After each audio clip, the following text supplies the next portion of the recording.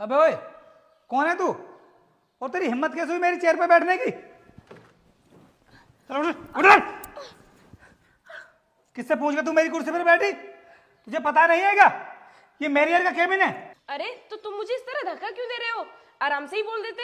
अरे तूने कोई आराम से बोलने वाले काम किए जो मैं तुझसे आराम से बोल देता? पहले तो ना तू मेरी कुर्सी से इधर हट जा। अरे अरे अरे तुम्हारे ऐसे लोगों के साथ में ना मैं ऐसा ही व्यवहार करता हूं। तेरी तो हिम्मत भी बहुत हो गई जो तू मेरे केबिन में आई और कुर्सी पर आकर के बैठ गई। किसी से पूछा भी नहीं तूने?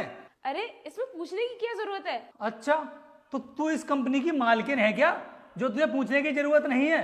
चुपचाप अपना ये मुंह बंद कर ले, वरना एक रहपट लगाए ना तेरे गाल पे तो तेरी सारी अकल ठिकाने आ जाएगी। तुम्हें औरतों से बात करने की तमीज नहीं है कि औरतों से किस तरह बात की जाती है जो मुझे थप्पड़ मारने की बात कर रहे हो? हाँ, नहीं है मुझे तमीज। तू सिखाएगी मुझे तमीज? सिखा तमीज। हाँ, तमीज तो तुम्हें सिखानी ही पड़ेगी क्योंकि इस तरह तुम कंपनी को नहीं चला सकते। अच्छा, तो अब कंपनी को मैं नहीं चला पाऊंगा तो तुम्हारे ऐसे गवार लोग इस कंपनी को चलाएंगे? ऐसा है बेटा, दिमाग खराब मत कर मेरा। अगर मेरे दिमाग की हट जाती है ना तो उसके बाद ना मैं अपने आप की भी नहीं सुनता हूँ। इसलिए तुझसे प्यार से बोल रहा हूँ कि मेरे ऑफिस से बाहर हो जा, इसी में तेरी भलाई है। तुम्हारे अंदर इतना एटीट्यूड किस बात का है? अरे एटीट्यूड तो होगा ही, क्योंकि इतनी बड़ी कंपनी का मैनेजर जो हूँ, लोगों का सपना होता है इस कंपनी का मैनेजर बनने का। और मुझे ये नौकरी इतनी आसानी से नहीं मिली है, मेहनत के दम पर मिली है। इसलिए एटीट्यूड दिखाना तो बनता ही है। अगर तुम इस कंपनी के मैनेजर हो तो इसका मतलब ये नहीं है कि तुम किसी के भी साथ में बदतमीजी करोगे।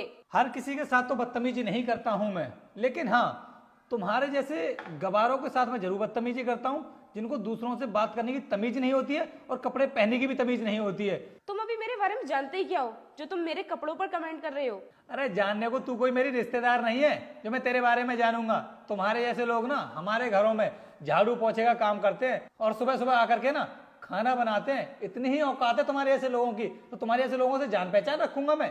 और अगर तुझे जान पहचान बनाने का इतना ही शौक है तो उसके लिए ना जिंदगी में बहुत मेहनत करनी पड़ती है, आगे बढ़ना पड़ता है। तुम्हारी तरह घरों में बैठ करके रोटियां पकाने से काम नहीं चलता। और तुम्हारी जैसी औरतें ना अपनी जिंदगी में कभी कुछ कर ही नहीं सकती, सिर्फ हाउसवाइफ बनकर ही रह सकती हैं, क्योंकि तुम लोगों को कुछ करना धरना तो आता नहीं है।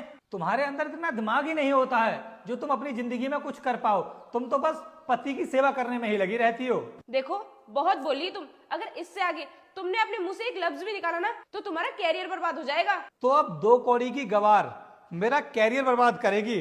अरे हूं तो बैठा हुआ मैं यहाँ पर, करके दिखा मेरा कैरियर बर्बाद कैसे करती है, मैं भी तो देखूं।